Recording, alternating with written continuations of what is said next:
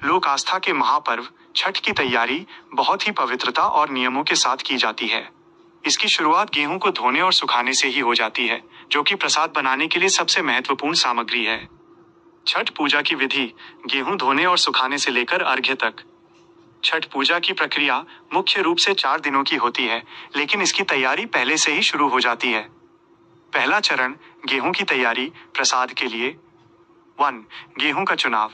सबसे पहले प्रसाद बनाने के लिए अच्छी गुणवत्ता वाले गेहूं को चुना जाता है। ध्यान दिया जाता है कि गेहूं साफ सुथरा और साबुत हो। 2. गेहूं को धोना। छठ व्रत रखने वाली महिला या घर के अन्य सदस्य पूरी पवित्रता के साथ इस गेहूं को धोते हैं। इसे धोते समय अक्सर महिलाएं छठ मैया के पारंपरिक गीत गाती हैं, जिससे माहौल भक्तिमय हो जाता है। 3. गेहूं को सुखाना। धुले हुए गेहूं को शुद्ध और साफ कपड़े पर फैलाकर छत पर या किसी साफ सुथरी खुली जगह पर सुखाया जाता है। इस प्रक्रिया में अत्यधिक स्वच्छता का ध्यान रखा जाता है। व्रती या घर के लोग इस बात का पूरा ध्यान रखते हैं कि कोई भी पक्षी गेहूं को जूठा न करे और इसे कोई अशुद्ध हाथ न छुए। कई बार गेहूं के सूखने तक कोई एक व्यक्ति उसकी रखवाली भी करता है। 4. गेहूं को पिसाना। जब गेहूं अच्छी तरह सूख जाता है तो इसे घर पर ही चक्की, जांता में या किसी साफ सुथरी चक्की से पिसवाया जाता है। ये आटा छठ पूजा के मुख्य प्रसाद ठेकुआ और अन्य प्रसाद बनाने के काम आता है। छठ पूजा के 4 दिवसीय अनुष्ठान। पहला दिन नहाय खाए। तिथि कार्तिक शुक्ल चतुर्थी, इस वर्ष 25 अक्टूबर 2025 शनिवार। विधि इस दिन व्रती सुबह स्नान करके घर की साफ सफाई करते हैं। भोजन में कद्दू, लौकी की सब्जी, चने की दाल और चावल बनाया जाता है।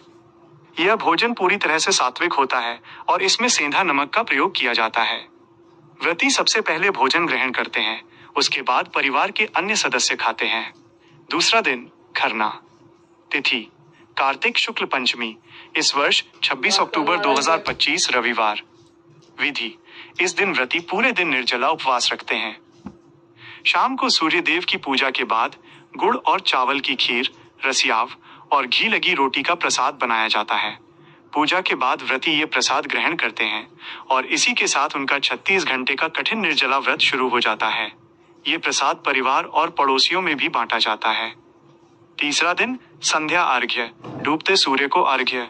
तिथि कार्तिक शुक्ल षष्ठी, इस वर्ष 27 अक्टूबर 2025 सोमवार।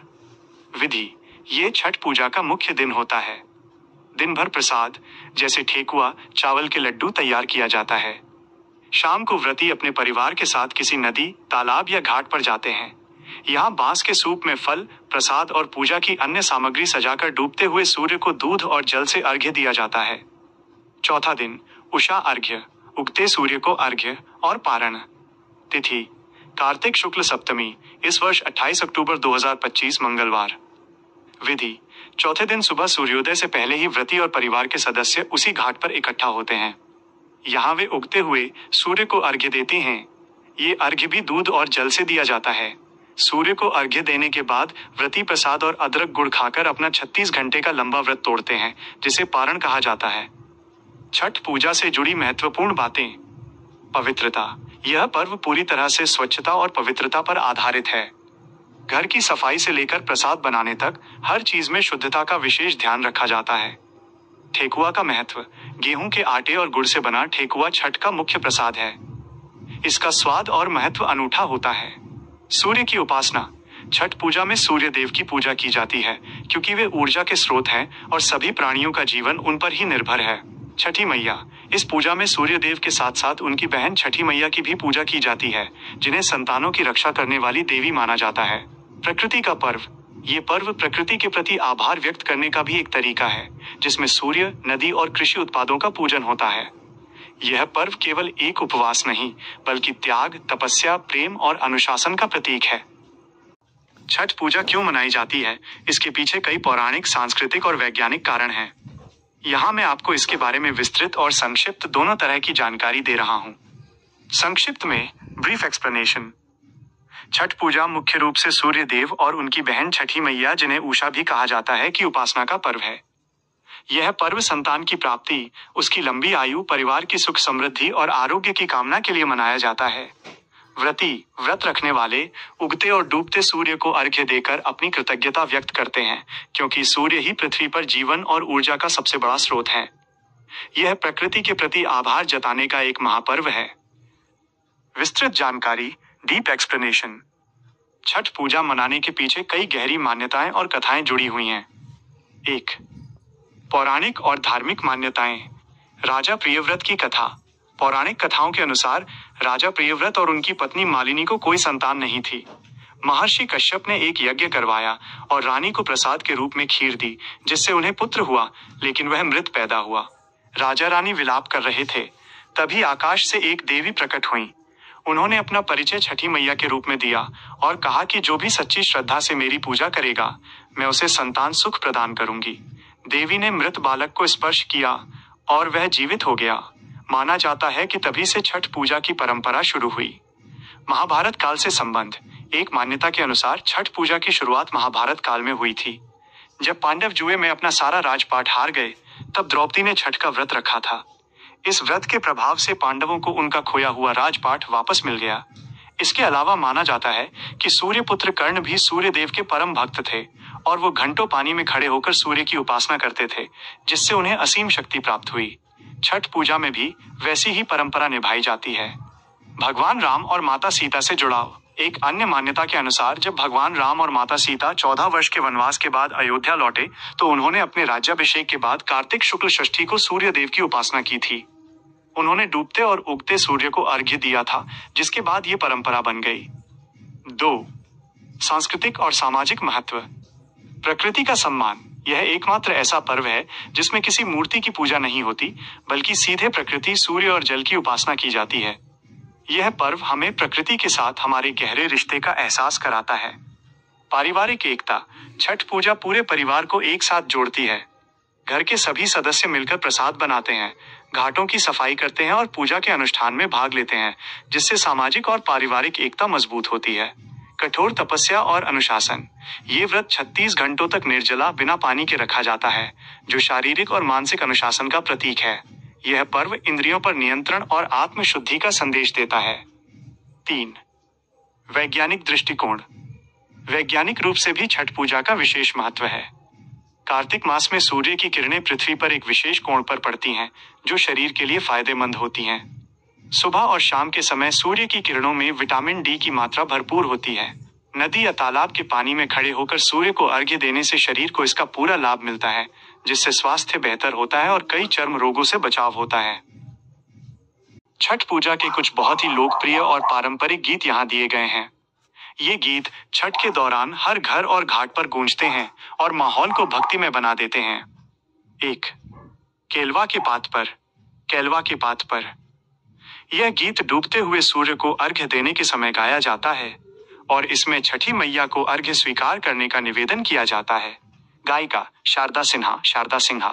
गीत के बोल। केलवा के पात पर उगेलन सूरजमल झांके झुके, हे करेलू छठ बरतिया से झांके झुके, हमहू मांगिला एक सपूतवा से झांके झुके, मारबोरे सुगवा धनुष से सुगा गिरे मुरझाए, उजे सुगनी जे रोवेली वियोग से आदित होई ना सहाय।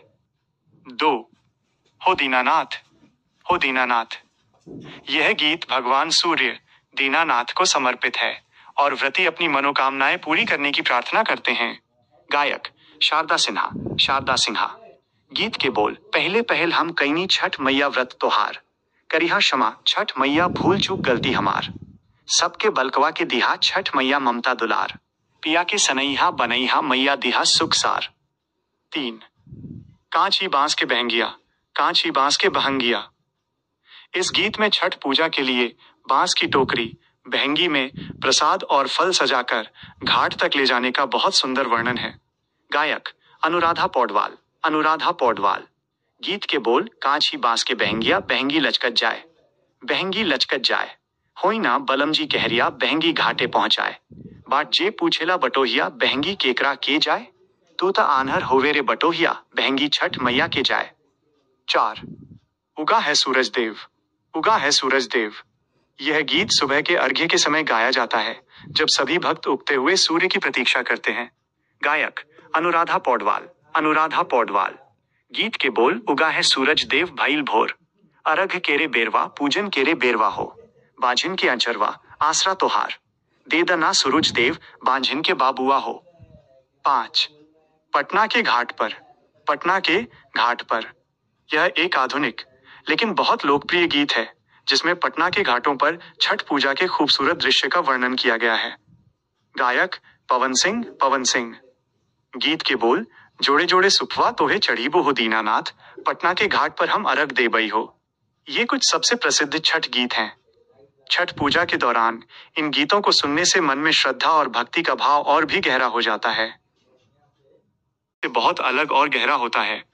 यहाँ ये सिर्फ एक त्योहार नहीं बल्कि पूरे समुदाय का एक महापर्व होता है जिसमें हर कोई किसी न किसी रूप में भागीदार होता है। गांव में छठ पूजा की अपनी एक अलग ही रौनक और आत्मा होती है जो परंपराओं और आपसी जुड़ाव में बसती है। गांव में छठ पूजा कुछ इस प्रकार मनाई जाती है। 1. तैयारी। सामूहिक भागीदारी का उत्सव। घर की लिपाई पुताई। पूजा से हफ्तों पहले ही घरों की सफाई शुरू हो जाती है। मिट्टी के घरों को पीली मिट्टी या चूने से लीपा पोता जाता है। पक्के मकानों की भी रंगाई पुताई होती है। गांव में यह मान्यता है कि साफ सुथरे घर में ही छठी मैया का वास होता है। अनाज की तैयारी। छठ का प्रसाद बनाने के लिए गेहूं को धोने और सुखाने का काम सामूहिक रूप से होता है। महिलाएं एक साथ बैठकर गेहूं धोती हैं और फिर उसे छत या आंगन में साफ कपड़ा बिछाकर सुखाती हैं। इस दौरान पक्षियों से अनाज की रखवाली की जाती है और पारंपरिक छठ गीत गाए जाते हैं जिससे पूरा माहौल भक्तिमय हो जाता है। प्रसाद का बनना। ठेकुआ, कसार, चावल के लड्डू और अन्य प्रसाद घर की महिलाएं मिलकर बनाती हैं। लकड़ी के चूल्हे पर आम की लकड़ी का उपयोग करके प्रसाद बनाना बहुत शुभ माना जाता है। गांव में आज भी मिट्टी के चूल्हे का महत्व बना हुआ है। 2. घाट की तैयारी। सबकी जिम्मेदारी। तालाब या नदी की सफाई। गांव के लोग पूजा से कुछ दिन पहले ही घाट, नदी या तालाब का किनारा की सफाई के लिए एकजुट हो जाते हैं। ये किसी एक परिवार का काम नहीं बल्कि पूरे गांव की जिम्मेदारी होती है। रास्तों को सजाना। घर से लेकर घाट तक जाने वाले कच्चे रास्तों को साफ किया जाता है। कई जगहों पर केले के पत्तों और गन्ने के पेड़ से रास्ते में तोरण, गेट बनाए जाते हैं और रंगोली से सजावट की जाती है। वेदी का निर्माण। व्रती अपने अपने परिवार के लिए घाट पर मिट्टी की एक छोटी वेदी बनाते हैं जहां पूजा की सामग्री और दीपक रखे जाते हैं। 3. खरना का दिन। पवित्रता और निमंत्रण। खरना के दिन जब व्रती शाम को रसियाव रोटी का प्रसाद बनाती हैं तो इसे बहुत पवित्रता से तैयार किया जाता है। पूजा के बाद ये प्रसाद सबसे पहले व्रती ग्रहण करती हैं और फिर इसे आस पड़ोस और रिश्तेदारों में बांटा जाता है। गांव में एक दूसरे के घर प्रसाद पहुंचाने की ये परंपरा आपसी प्रेम को दर्शाती है। 4. संध्या और उषा अर्घ्य। प्रकृति के बीच उत्सव। बहंगी का घाट तक जाना। शाम के अर्घ्य के लिए जब प्रसाद की बांस की टोकरी, बहंगी या दौरा को घर का कोई पुरुष सदस्य सिर पर उठाकर घाट के लिए निकलता है तो यह दृश्य बहुत भावनात्मक होता है। व्रती और पूरा परिवार उनके पीछे पीछे छठ के गीत गाते हुए नंगे पैर घाट तक जाते हैं। तालाब, नदी का दृश्य। गांव के तालाब या नदी के किनारे का दृश्य अद्भुत होता है। चारों तरफ केले के पेड़, गन्ने, जलते हुए दिए और अगरबत्ती की सुगंध होती है। पानी में खड़े होकर व्रती डूबते हुए सूर्य को अर्घ्य देते हैं और पूरा गांव इस पल का साक्षी बनता है। रात का जागरण। गांव में कई लोग घाट पर ही रुक जाते हैं या घर आकर सुबह के अर्घ्य के लिए फिर से घाट पर लौटते हैं। इस दौरान भजन, कीर्तन और पारंपरिक गीत संगीत का दौर चलता रहता है। 5. पारण और समापन। सुबह उगते सूर्य को अर्घ्य देने के बाद व्रती अपना 36 घंटे का कठोर व्रत खोलती हैं। गांव में लोग एक दूसरे के घर जाकर प्रसाद मांगते हैं जिसे प्रसादी कहते हैं। यह मान्यता है कि छठ का प्रसाद मांगने से पुण्य मिलता है। संक्षेप में गांव की छठ पूजा में सादगी, गहरी आस्था, प्रकृति से जुड़ाव और सबसे महत्वपूर्ण मजबूत सामाजिक और सामुदायिक भावना होती है। यहाँ हर कोई एक दूसरे की मदद करता है और ये पर्व एक परिवार का न होकर पूरे गांव का हो जाता है। पुरुष, जोड़े जोड़े सुपवा तोहे चढ़ीबो हो दीनानाथ। हाँ, ठीक है। शुभ रात्रि। कल मिलते हैं। 3. वैज्ञानिक दृष्टिकोण। वैज्ञानिक रूप से भी छठ पूजा का विशेष महत्व है। कार्तिक मास में सूर्य की किरणें पृथ्वी पर एक विशेष कोण पर पड़ती हैं जो शरीर के लिए फायदेमंद होती हैं। सुबह और शाम के समय सूर्य की किरणों में विटामिन डी की मात्रा भरपूर होती है। नदी या तालाब के पानी में खड़े होकर सूर्य को अर्घ्य देने से शरीर को इसका पूरा लाभ मिलता है जिससे स्वास्थ्य बेहतर होता है और कई चर्म रोगों से बचाव होता है। छठ पूजा के कुछ बहुत ही लोकप्रिय और पारंपरिक गीत यहाँ दिए गए हैं। ये गीत छठ के दौरान हर घर और घाट पर गूंजते हैं और माहौल को भक्तिमय बना देते हैं। 1. केलवा के पात पर। केलवा के पात पर। यह गीत डूबते हुए सूर्य को अर्घ्य देने के समय गाया जाता है और इसमें छठी मैया को अर्घ्य स्वीकार करने का निवेदन किया जाता है। गायिका शारदा सिन्हा। शारदा सिन्हा। गीत के बोल केलवा के पात पर उगेलन सूरजमल झांके झुके, हे करेलू छठ बरतिया से झांके झुके, हमहू मांगिला एक सपूतवा से झांके झुके, मारबोरे सुगवा धनुष से सुगा गिरे मुरझाए, उजे सुगनी जे रोवेली वियोग से आदित होई ना सहाय। 2 हो दीनानाथ। हो दीनानाथ। यह गीत भगवान सूर्य दीनानाथ को समर्पित है और व्रती अपनी मनोकामनाएं पूरी करने की प्रार्थना करते हैं। गायक शारदा सिन्हा। शारदा सिन्हा। गीत के बोल पहले पहल हम कईनी छठ मैया व्रत तोहार, करिहा क्षमा छठ मैया भूल चूक गलती हमार, सबके बलकवा के दिहा छठ मैया ममता दुलार, पिया के सनैहा बनैहा मैया दिहा सुख सार।